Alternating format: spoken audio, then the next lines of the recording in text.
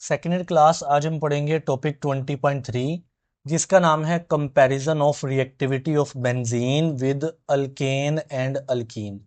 तो इस टॉपिक में आपने बेंजीन की जो रिएक्टिविटी है ना, कि बेंजीन ज़्यादा रिएक्शन देता है, मतलब रिएक्टिविटी है उसकी या कम रिएक्टिविटी है, इसको कंपेयर करने जा रहे हो आप अल्केन्स और अल्कीन के साथ। तो सबसे पहले देखते हैं अल्केन्स की रिएक्टिविटी। तो बेटे अल्केन्स जनरली अनरिएक्टिव क्लास है ऑर्गेनिक कंपाउंड्स की। अनरिएक्टिव या लेस रिएक्टिव कह सकते हैं या लीस्ट रिएक्टिव कह सकते हैं, मतलब इतना रिएक्शन नहीं देते। वजह आपने दो याद रखनी है, सवाल बन सकता है। एक है नॉन पोलर नेचर है, नॉन पोलर मतलब कोई चार्जेस नहीं है, पोलैरिटी नहीं है, पॉजिटिव नेगेटिव पार्शियल चार्जेस नहीं है। और presence of sigma bond only, क्योंकि अल्केन्स में क्या होता है, सिर्फ एक सिंगल बॉन्ड होता है और वो सिग्मा बॉन्ड होता है। सिग्मा बॉन्ड तोड़ना, रिएक्शन करना आसान नहीं होता, इसलिए अल्केन्स सबसे कम रिएक्शन देते हैं।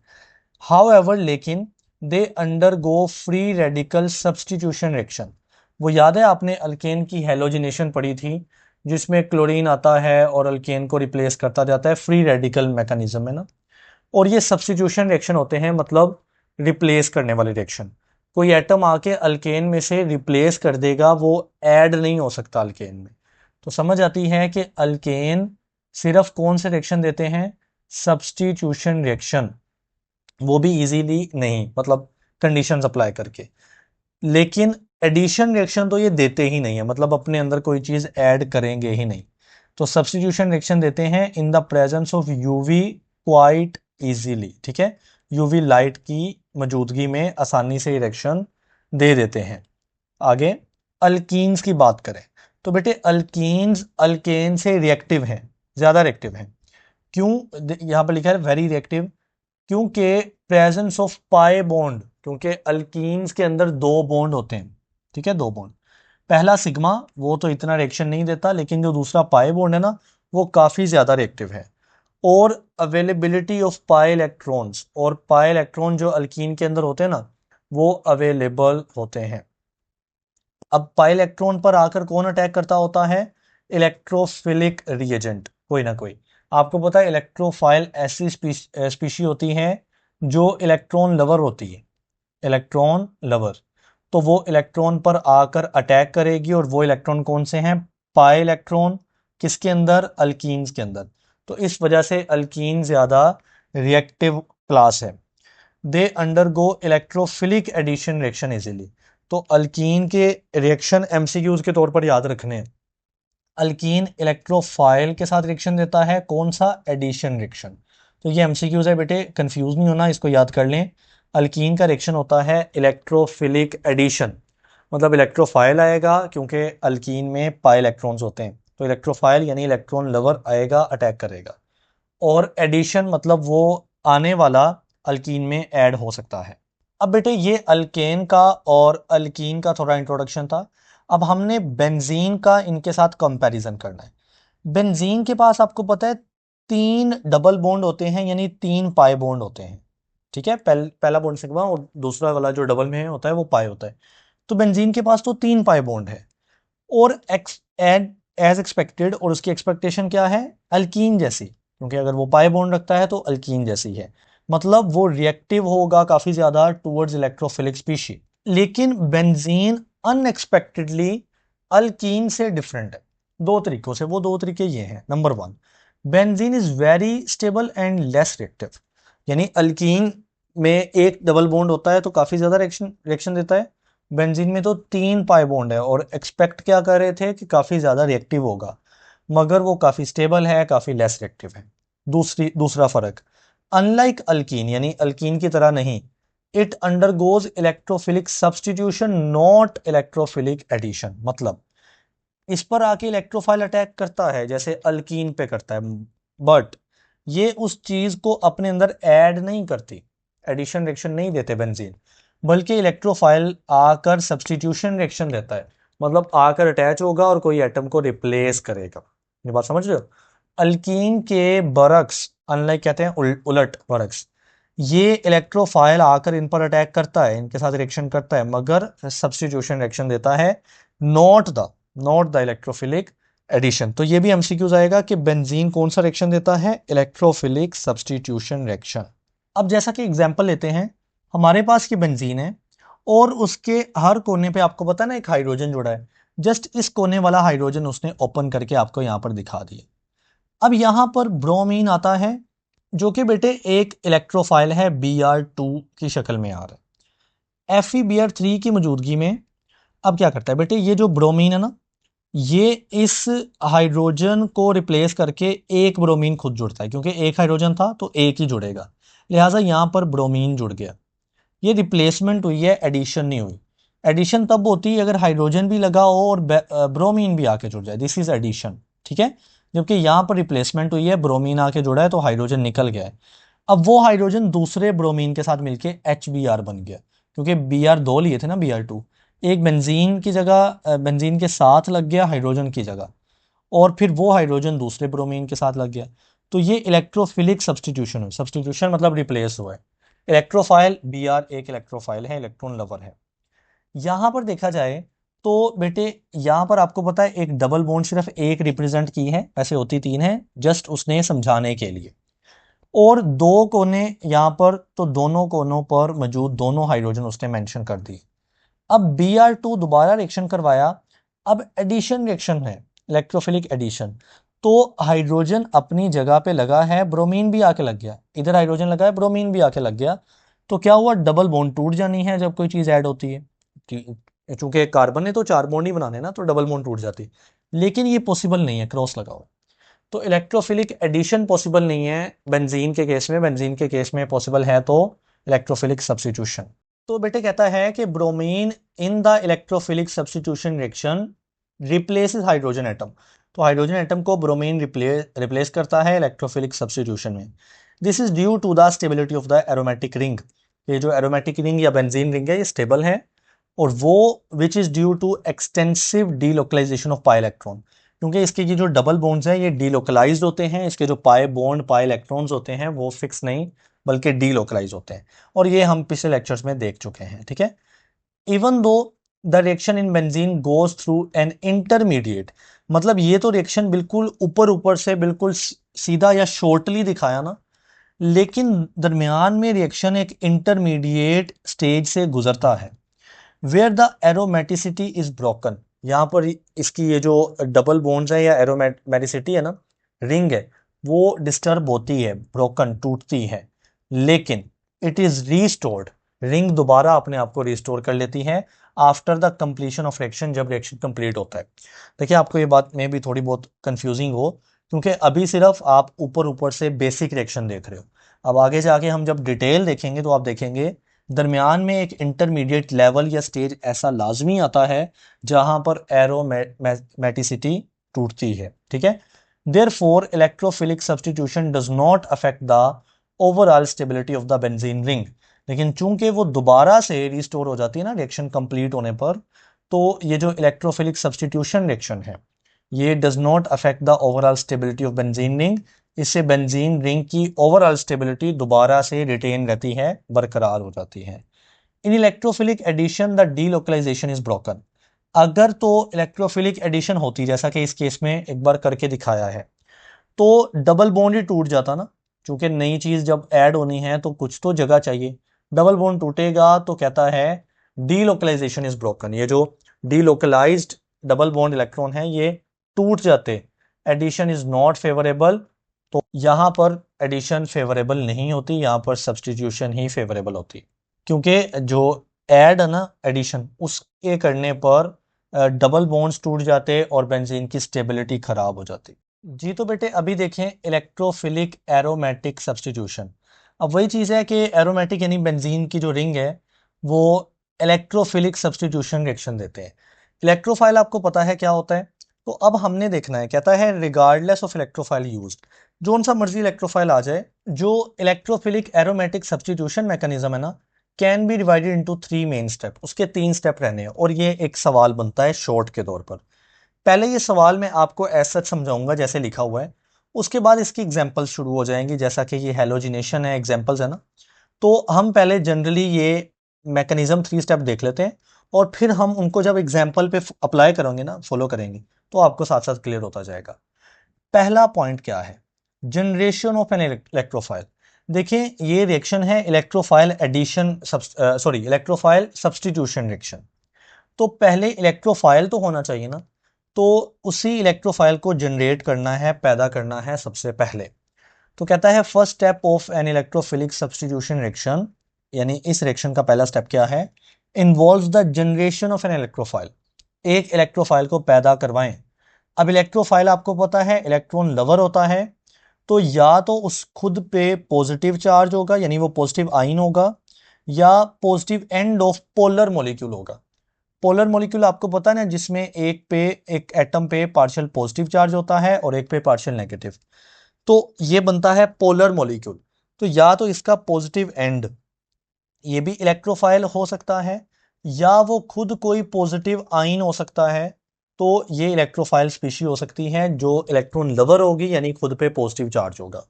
वो कंप्लीट पॉजिटिव आइन भी बन सकता है, हो सकता है, या पॉजिटिव एंड हो सकता है एक पोलर मॉलिक्यूल का। ठीक है, तो ये होता है इलेक्ट्रोफाइल, इसको जनरेट करना है सबसे पहले स्टेप में। Typically electrophiles can not simply be added to the reaction mixture, यानी वो सिंपली ऐड नहीं होते, ये आप रिएक्शन में देखेंगे। The electrophile is produced in Situ, ये इस लफ्ज का मतलब होता है ऑन द स्पॉट, यानी उस जगह पर। तो कहता है जो आप इलेक्ट्रोफाइल्स है ना, वो बाहर से ऐड बने बनाए नहीं कर सकते, जबकि ये ऑन द स्पॉट पैदा होते हैं by adding appropriate reagents to the reaction mixture. यानी आप उस रिएक्शन मिक्सचर के अंदर रिएजेंट ऐड करते हैं appropriate.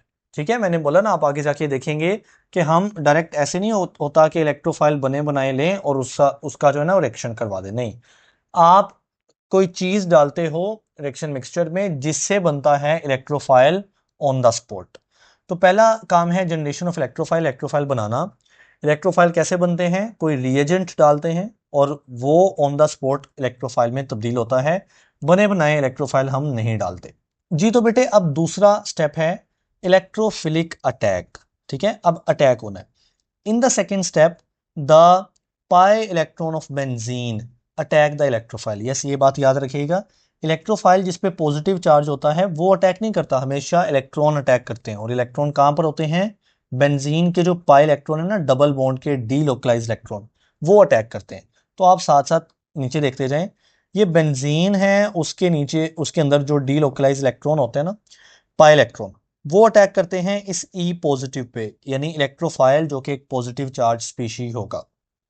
This forms a sigma bond between one carbon atom of benzene ring and electrophile. तो इससे क्या होगा, इससे एक बॉन्ड टेम्परेरीली टूटेगी और वो सिग्मा बॉन्ड बन जाएगी उस इलेक्ट्रोफाइल के साथ। जबकि आप कहेंगे ये हाइड्रोजन कहाँ से आ गया, ये हाइड्रोजन पहले ही यहाँ पर लगा होता है, लेकिन अभी इसको ना ओपन करने की जरूरत थी, यानी यहाँ पे एक हाइड्रोजन पहले ही अटैच होगा। तो सबसे पहले क्या हुआ, वो जो पाई इलेक्ट्रॉन थे यानी तीन बॉन्ड बनाए ना, तो एक बॉन्ड के इलेक्ट्रॉन अटैक करते हैं इस इलेक्ट्रोफाइल के ऊपर, तो वो डबल बॉन्ड फिल वक्त टूटता है और इलेक्ट्रोफाइल से बॉन्ड बन जाता है सिग्मा बॉन्ड। ठीक है, this disrupt the aromaticity in the ring. तो उसकी जो एक रिंग है वो डिसरप्ट होती है, as there are now only the four pi electron. क्योंकि एक पाई इलेक्ट्रॉन के जो बॉन्ड थे वो टूट गए, तो सिर्फ दो पाई जो पाई बॉन्ड बचे या उनके चार पाई इलेक्ट्रॉन बच गए, four pi electron. And there is a positive charge spread over the five carbon atoms. और बाकियों पर आप देख सकते हैं जो ई के ऊपर पॉजिटिव चार्ज था, चूंकि ई रिंग बॉन्ड बना चुका है, तो उसका पॉजिटिव चार्ज रिंग के अंदर ना पांच कार्बन एटम के ऊपर स्प्रेड हो जाएगा, फैल जाएगा। Because of the new sigma bond formed, this intermediate is called sigma complex. तो यानी इसको हम बोलते हैं सिग्मा कॉम्प्लेक्स, क्योंकि इसमें एक नया सिग्मा बॉन्ड बनाया है हमारे इस आने वाले इलेक्ट्रोफाइल ने। अब तीसरा क्या है, तीसरा बेटे रिस्टोरेशन ऑफ एरोमेटिसिटी। ये जो रिंग है ये अपने आप को, अपनी स्टेबिलिटी को रिस्टोर कर देगी, और ये रैपिड स्टेप है, यानी बहुत तेजी से उसकी स्टेबिलिटी उसको वापस मिलेगी। और ये थर्ड और लास्ट स्टेप है। कहता है in the third step the hydrogen on the sp3 hybridized carbon. sp3 hybridized आपको पता है ना, जो सिंगल बॉन्ड बनाता है, तो तो ये कार्बन के साथ लगा हुआ है ना हाइड्रोजन, और ये कार्बन इस वक्त क्या है sp3, क्योंकि इसने कोई डबल बॉन्ड नहीं बनाया, इसका डबल बॉन्ड टूट चुका है। तो ये जो हाइड्रोजन है इसकी बात कर रहे हैं, इज रिमूव्ड, ये निकल जाता है H पॉजिटिव की शक्ल में, उसके इलेक्ट्रॉन एरो की मदद से यहाँ पर बनाए गए हैं, शिफ्ट हो जाते हैं दोबारा से, ये एक रिंग कंप्लीट हो जाता है, मतलब जो अंदर सर्कल होता है ना उसके पाई इलेक्ट्रॉन का क्लाउड वो कंप्लीट हो जाता है। तो बहरहाल हाइड्रोजन जो है वो रिमूव हो जाता है इस रिंग में से बाय द काउंटरेरियन या कंजुगेट बेस। ओके, तो बेटे ये जो काउंट्रियन या कंजुगेट बेस का कॉन्सेप्ट है ना, ये चीज़ है कि हाइड्रोजन खुद ब खुद नहीं ऐसे छोड़ता, एक और स्पीशी आके इसको ना रिमूव करेगी, और वो हम पढ़ेंगे जब एग्जांपल्स में देखेंगे ना, तो हम देखेंगे कि हाइड्रोजन खुद रिमूव नहीं होगा, कोई स्पीशी आगे उसको रिमूव करेंगे जिसका नाम क्या होगा, काउंट्रियन या कंजुगेट बेस। मैं जब रिएक्शन करवाता जाऊंगा नीचे एग्जाम्पल, तो मैं साथ साथ आपको रिमाइंडर पीछे से देता जाऊंगा। तो इसे क्या होगा, restoring the aromaticity to the ring, तो ये रिंग जो है वो दोबारा रिस्टोर हो जाएगी। This happens by heterolytic cleavage of carbon hydrogen bond. तो इस लाइन का मतलब है कि जो कार्बन और हाइड्रोजन, ये कार्बन था इस पॉइंट पर और ये हाइड्रोजन है, इनके दरमियान की जो बॉन्ड है वो हेट्रोलाइटिक क्लीवेज यानी वो टूट गई। This means that electron in this bond, अब इसी बॉन्ड के इलेक्ट्रॉन, मैं इसको क्लियर करता हूं जी। तो कहता है दिस मीन, इसका मतलब है इलेक्ट्रॉन्स इन दिस बॉन्ड, इस बॉन्ड के जो इलेक्ट्रॉन थे ना, ये कार्बन है और ये हाइड्रोजन, इनके दरमियान ये इलेक्ट्रॉन आप एरो की मदद से देख रहे हो ये नीचे की तरफ आ रहे हैं, यानी वो रिंग को रिस्टोर कर रहे हैं। तो go into the benzene pi bonding system, वो इलेक्ट्रॉन आके इस पाई बॉन्ड के जो कमी हुई थी ना वो कंप्लीट करते हैं। And the delocalization in the ring is restore, और वो दोबारा इलेक्ट्रॉन पूरे हो जाते हैं, यानी जो पहले डिस्टर्ब हुए थे, क्योंकि कार्बन ने वो डबल बॉन्ड तोड़ा था बेसिकली पाई इलेक्ट्रॉन वाला, और उसने नया सिग्मा बॉन्ड बना लिया था इलेक्ट्रोफाइल के साथ। तो अब यहाँ पर एक और रिएजेंट आएगा, या जिसको हम क्या बोलते हैं, काउंट्रियन या कंजुगेट बेस, वो इस हाइड्रोजन को रिमूव करेगा, H पॉजिटिव, वो आके साथ में जुड़ेगा, वो एग्जाम्पल में देखा जाएगा। तो फिर इस बॉन्ड के जो इलेक्ट्रॉन्स हैं वो नीचे शिफ्ट हो जाएंगे और वो पाए डीलोकलाइजेशन को कंप्लीट कर देंगे। जी तो बेटे अभी हम इन्हीं इलेक्ट्रोफिलिक सब्स्टिट्यूशन रिएक्शन जो है ना बेंजीन के, उनकी एग्जाम्पल देखते हैं। यहाँ पर आपको लफ्ज़ मिलेगा एरीन्स, तो एक ही बात है बेंजीन और उसके रिलेटेड कंपाउंड। तो सबसे पहले हम देखेंगे बेंजीन की हेलोजिनेशन। ओके बेटे, तो आपको पता है हेलोजन में जो चार होते हैं ना, फ्लोरीन, क्लोरीन, ब्रोमीन और आयोडीन, तो बेंजीन इसमें इन चारों में से जो दरमियान वाले है ना, क्लोरीन और ब्रोमीन, इनकी मौजूदगी में या इनके साथ रिएक्शन करता है। तो कहता है benzene only react with the bromine and chlorine, chlorine और ब्रोमीन, ठीक है, in the presence of Lewis acid as they coordinate to the halogens and generate strong electrophilic species. मैंने आपको बताया था कि जो इलेक्ट्रोफाइल होता है ना, या इलेक्ट्रोफिलिक स्पीशी होती है, वो जनरेट होती है, ठीक है। तो यहाँ पर वो लिविस एसिड के साथ कोऑर्डिनेट करती हैं हेलोजन्स, और इलेक्ट्रोफिलिक जो सॉरी स्पीशीज हैं वो जनरेट हो जाती है। तो बेटे इसमें भी सबसे पहले हम सिंपल रिएक्शन देखेंगे, बाद में उसका ना मैकेनिज्म देखेंगे। तो बेंजीन है, रिंग उसकी, उसके साथ हेलोजनेशन करवानी है ना, तो हमने ब्रोमीन लगा दिया Br2 की शक्ल में। तो यहाँ पर जो इस जगह पर इस कोने पर एक हाइड्रोजन लगा होगा ना, तो उसकी जगह ब्रोमीन आके लग गया, ठीक है। और ये हाइड्रोजन यहाँ पर दूसरे ब्रोमीन के साथ जाके जुड़ गया, क्योंकि Br2 है, दो ब्रोमीन है, तो एक हाइड्रोजन एक ब्रोमीन के साथ, और जो दूसरा ब्रोमीन है वो उसने हाइड्रोजन की जगह ले ली, यानी सब्स्टिट्यूट कर दिया उसको। अब कंडीशन क्या है, AlBr3 और एनहाइड्रस, एनहाइड्रस का मतलब होता है विदाउट वाटर, ठीक है, तो ये कंडीशन है उसकी विदाउट वाटर। अब ये सिंपल रिएक्शन है, यहां पर आपने लेविस एसिड का कोई कॉन्सेप्ट अभी यूज नहीं किया, इलेक्ट्रोफाइल जनरेट कैसे हुआ है उसका कोई कॉन्सेप्ट यूज नहीं किया। तो AlBr3 जो है वो लेविस एसिड है, लेकिन आगे हम इसकी डिटेल देखेंगे।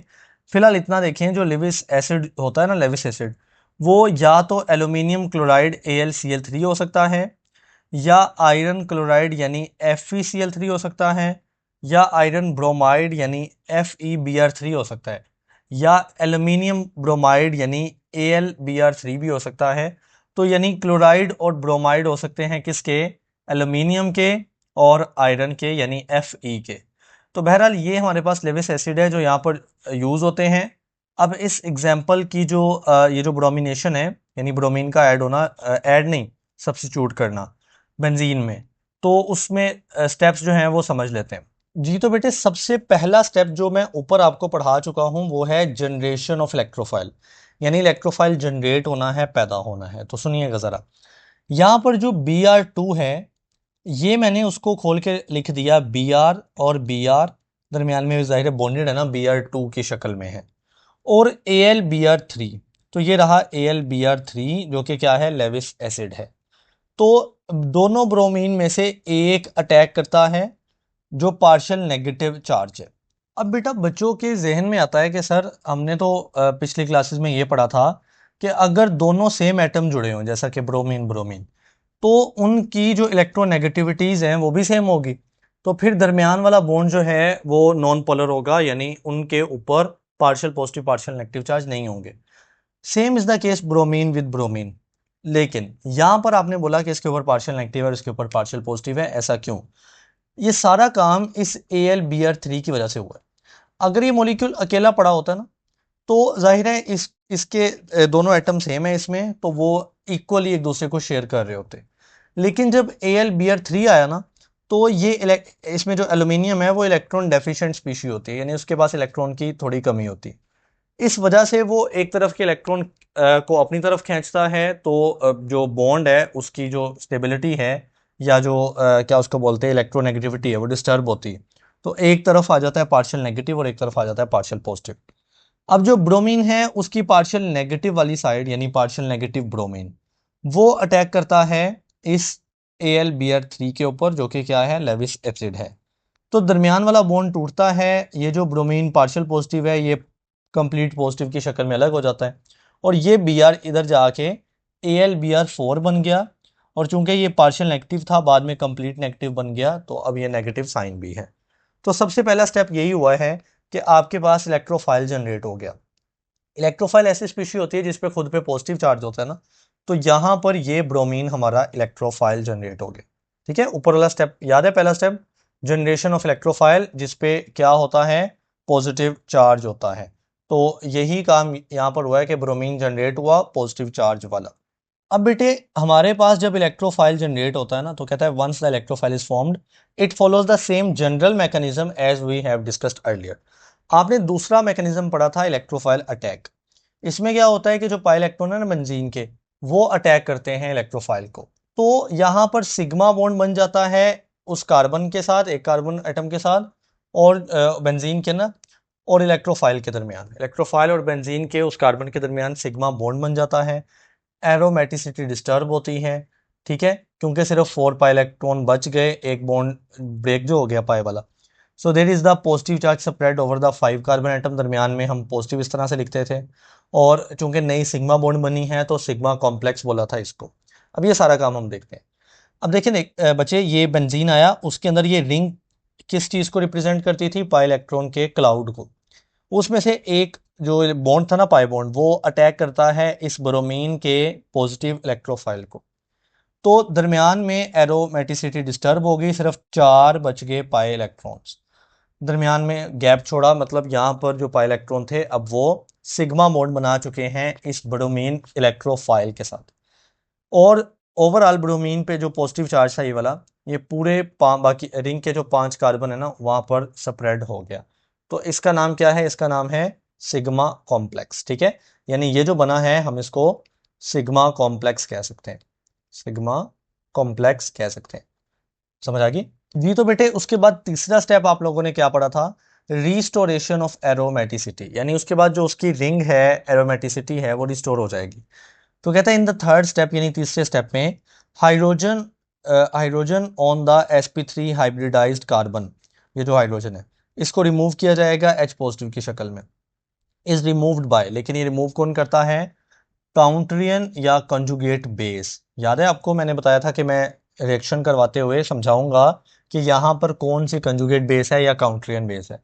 और एरोमेटिसिटी रिस्टोर हो जाती है, और ये क्यों होता है? क्योंकि कार्बन हाइड्रोजन की बॉन्ड हेट्रोलाइटिक क्लीवेज कर देती है ना, तो फिर electron in the bond go into the benzene pi bonding system, यानी वो दोबारा ये जो बॉन्ड टूटता है तो उसके इलेक्ट्रॉन दोबारा से पाई बॉन्ड सिस्टम में चले जाते हैं और डीलोकलाइजेशन रिस्टोर हो जाती है। तो यही बात उसने लिखी। सबसे पहले बोला कि एडिशन ऑफ इलेक्ट्रोफाइल, यानी इलेक्ट्रोफाइल ऐड हुआ ना, यहाँ पर इलेक्ट्रोफाइल ऐड हुआ है, बाद में वो रिप्लेस की शक्ल आ जाएगी। फॉर्मिंग द सिग्मा कॉम्प्लेक्स, तो ये सारा सिग्मा कॉम्प्लेक्स बना था उसके बाद, which is then deprotonated. Deproton मतलब ये जो हाइड्रोजन है ना, इसी को प्रोटॉन बोलते हैं। ये निकलेगा डी प्रोटोनेटेड यानी निकलेगा, लेकिन कौन? AlCl4 नेगेटिव इसको निकालेगा। तो यहां पर देखें AlCl4 नेगेटिव बना ना नीचे जाके यहां पर, तो ये अभी काम करेगा, अभी इसका काम नहीं पड़ा। और यही हमारे पास क्या है? काउंट्रियन या बेस, कंजुगेट बेस है, काउंट्रियन बेस या कंजुगेट बेस। तो क्या होता है समझिएगा गौर से। AlBr4 नेगेटिव इस रिंग में मौजूद उस प्रोटॉन मतलब हाइड्रोजन पे अटैक करता है, ठीक है। अब हाइड्रोजन को वो अपने साथ मिलाएगा, लेकिन एक तरीके से मैं बताता हूँ कैसे। बहरहाल हाइड्रोजन की ये जो बॉन्ड है, ये इस पॉइंट पे कार्बन होता है ना, जिसपे मैं बार बार कर रहा हूँ, इस कोने पर, तो कार्बन और हाइड्रोजन बॉन्ड टूट जाएगी, उसके इलेक्ट्रॉन शिफ्ट हो जाएंगे दोबारा इस पाए क्लाउड या पाए डीलोकलाइजेशन सिस्टम के अंदर। तो फिर जो है वो रिंग की डीलोकलाइजेशन पाई इलेक्ट्रॉन रीस्टोर हो जाएंगे, यानी इसको बोलते हैं एरोमेटिसिटी रीस्टोर हो गई। और उसके साथ अब सिर्फ बॉन्डेड है ब्रोमीन, तो सिर्फ बॉन्डेड है ब्रोमीन, ठीक है। अब बात को गौर से सुनिएगा, हाइड्रोजन भी इसके साथ नहीं मिल सकता, ये ऑलरेडी कॉम्प्लेक्स है। तो हाइड्रोजन इसमें से एक ब्रोमीन के साथ मिल जाता है, तो HBr बन गया ना, हाइड्रोजन और ब्रोमीन मिल गए। तो पीछे AlBr4 में से AlBr3 बच गया। इसीलिए हम जनरल रिएक्शन में जब इसी का जनरल रिएक्शन पढ़ाया था, तो ऊपर AlBr3 लिखते थे। नो डाउट ये बीच में भी यूज होता है, पहले ये इलेक्ट्रोफाइल को जनरेट करने में यूज होता है और ये चीज बन जाती है, और फिर यही चीज, ठीक है, जो कि क्या है, काउंट्रियन या कंजुगेट बेस है, वो डीप्रोटोनेशन में काम करती है और दोबारा से उसी असल वाली हालत में आ जाती है। इसलिए हम इसको ऊपर लिख देते हैं इक्वेशन में यूं करके, कि जैसे ये कंडीशन के तौर पे अप्लाई हो रहा है, लेकिन ये साथ में रिएक्शन भी कर रहा है। समझ आ गई? तो आगे कहता है इन द सेम वे, यानी इसी तरीके से FeCl3, यानी हमने यूज किया ना AlBr3, ठीक है, एल्यूमिनियम की जगह Fe आयरन और Br3 ब्रोमीन की जगह Cl3 chlorine, is used as Lewis acid. तो हम इसको भी लिविस एसिड के तौर पे यूज कर सकते हैं, activator for generating Cl positive. जैसे यहाँ पर Br पॉजिटिव जनरेट हुआ था एज इलेक्ट्रोफाइल, तो फिर Cl पॉजिटिव इलेक्ट्रोफाइल जनरेट होगा। Rest of the mechanism is identical to what we saw for the bromination of benzene. अभी जो ब्रोमिनेशन का मैकेनिज्म देखा, क्लोरीनेशन का भी सेम होगा जी। तो बेटे अभी हम देखते हैं नाइट्रेशन ऑफ बेंजीन। देखिए, अगर बेंजीन में अगर इंट्रोड्यूस करवा दिया जाए NO2 ग्रुप, तो ये कहलाता है नाइट्रेशन ऑफ बेंजीन, और इस ग्रुप का नाम क्या है? नाइट्रो ग्रुप, ठीक है। तो nitro group is introduced on benzene, benzene के ऊपर ये इंट्रोड्यूस करवाएंगे using the mixture of concentrated HNO3। तो हमें मिक्सचर यूज करना पड़ेगा HNO3 का और कंसंट्रेटेड H2SO4 का, क्योंकि हमने बोला था कि डायरेक्ट इलेक्ट्रोफाइल जनरेट या इलेक्ट्रोफाइल ऐड नहीं हो सकता या सब्स्टिट्यूट नहीं कर सकता, पहले उसको जनरेट करना होता है किसी ना किसी मिक्सचर से, और फिर वो रिएक्शन करता है। Mechanism involve the following step. सबसे पहले हम ये जनरल रिएक्शन लिख लेंगे। ये हमारे पास बेंजीन है जी। तो बेटे बेंजीन रिंग के साथ जनरल रिएक्शन में HNO3 रिएक्शन कर रहा है in the presence of H2SO4। तो क्या हो रहा है? अगेन हम इसी कार्बन एटम के साथ हाइड्रोजन मेंशन कर लेते हैं ना, क्योंकि होते तमाम कार्बन के पास एक हाइड्रोजन होता है। तो अब यहाँ पर जो हाइड्रोजन है वो रिप्लेस हो रहा है, निकलेगा, और उसकी जगह यहाँ से ना NO3 से NO2 ग्रुप मौजूद है ना, NO3 में NO2 तो होगा, तो वो इस हाइड्रोजन को रिप्लेस करके NO2 इधर लग गया, नाइट्रो ग्रुप, हाइड्रोजन निकल गया। अब सवाल पैदा होता है कि ये हाइड्रोजन सर कहाँ पर गया, और NO3 में से NO2 निकलने के बाद क्या बचा?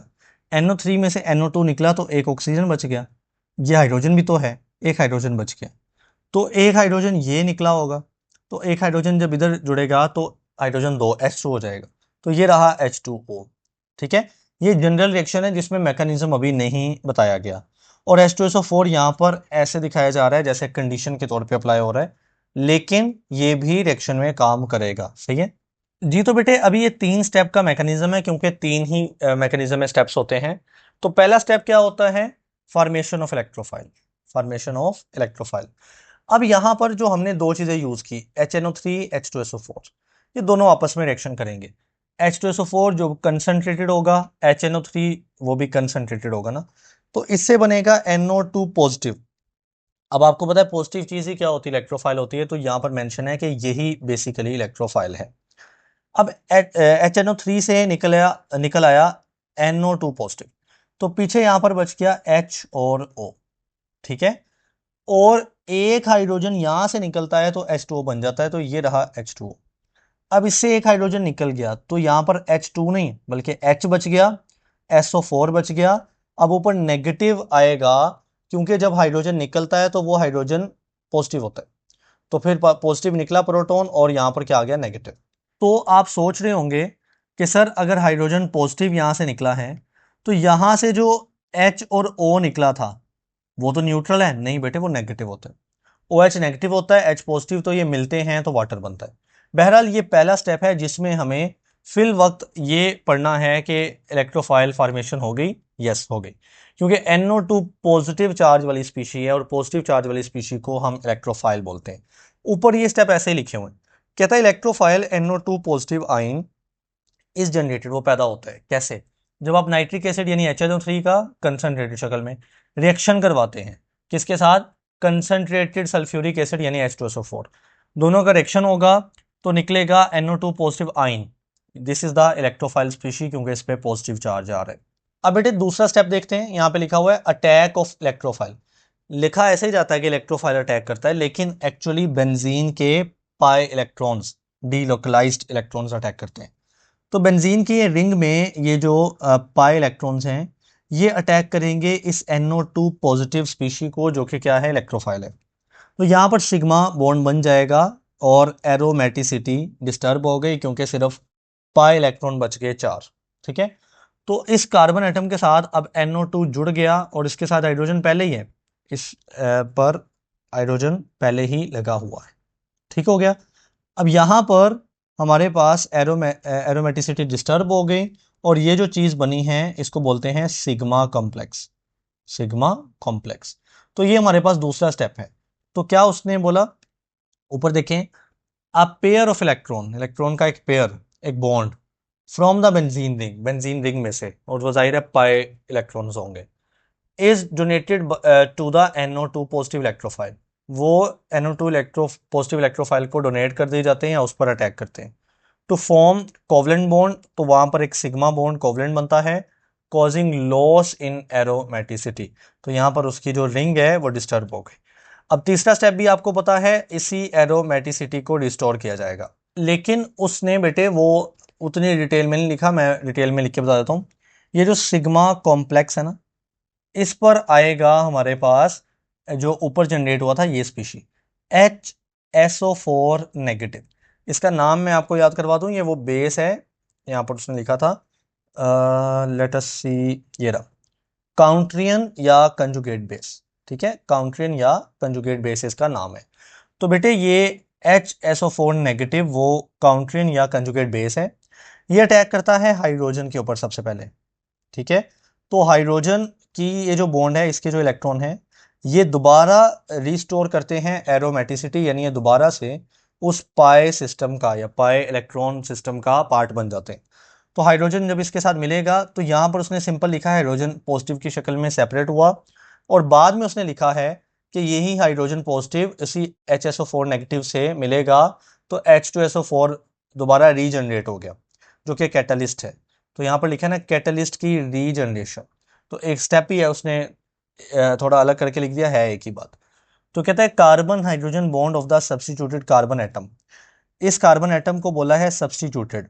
इसका ये जो कार्बन और हाइड्रोजन बॉन्ड था, ब्रेक, वो टूटता है, electron go back into the benzene pi bonding system. तो उसके इलेक्ट्रॉन दोबारा उस पाई सिस्टम के पास चले जाते हैं, रीस्टोरिंग इट्स एरोमेटिसिटी, और उसकी एरोमेटिसिटी या रिंग को रिस्टोर कर दिया जाता है। ओके बेटे, तो अब कहता है कि कंसंट्रेटेड सल्फ्यूरिक एसिड, ये जो हमने सल्फ्यूरिक एसिड यूज किया ना कैटलिस्ट के तौर पर, act as catalyst, so it is not written in the equations, तो हम इसको इक्वेशन में नहीं लिखते। ठीक है, यानी ऊपर करके लिख देते ना, जब हम मेन इक्वेशन लिखते हैं तो इसको ऊपर करके लिखते हैं, दरमियान में इक्वेशन में नहीं लिखते, क्योंकि दोबारा रिस्टोर हो जाएगा और इसका काम कैटलिस्ट का। कैटलिस्ट ऐसी चीज होती है ना जो रिएक्शन को करवाती तो है, मगर खुद दोबारा वैसी ही हालत में रहती है, वो खुद यूज अप नहीं होती। आगे कहता है एट हायर टेम्परेचर, लेकिन अगर आप टेम्परेचर बढ़ाते जाएं, there is a greater chance of getting more than one nitro group substituted on to the ring. अभी तो देखें, एक बेंजीन रिंग के साथ ना एक नाइट्रो ग्रुप सब्सटीट्यूट किया है खुद को, लेकिन अगर टेम्परेचर बढ़ाएं तो चांस बढ़ जाते हैं एक से ज्यादा नाइट्रो ग्रुप के आने के, बेंजीन के रिंग के आने के। you will get certain amounts of 1,3-dinitrobenzene formed even at 50 degree Celsius. अगर 50 डिग्री सेल्सियस, जो कि बहुत ज़्यादा टेम्परेचर नहीं है, बहुत बड़ा टेम्परेचर नहीं है, इस पर आपको 1,3-डाइनाइट्रोबेंजीन मिलेगा, यानी दो नाइट्रोजन वाला। तो ये ऊपर मेंशन किया है कि अगर NO2 ग्रुप एक लगा है पहले ही, ठीक है, नाइट्रोबेंजीन, उसके साथ HNO3 का दोबारा रिएक्शन करवा दिया जाए जस्ट 50 डिग्री सेल्सियस के ऊपर, तो आपको कार्बन 1 पे भी नाइट्रो लगा नजर आ रहा है, कार्बन 2 छोड़कर कार्बन 3 पर भी नाइट्रो ग्रुप नजर आ रहा है, तो 1,3-डाइनाइट्रो यानी दो नाइट्रोजन ग्रुप लगे हुए हैं। तो ये हमारे पास आज का लेक्चर एंड होता है। अगला लेक्चर आपको मिलेगा Friedl craft alkylation and acylation के नाम से।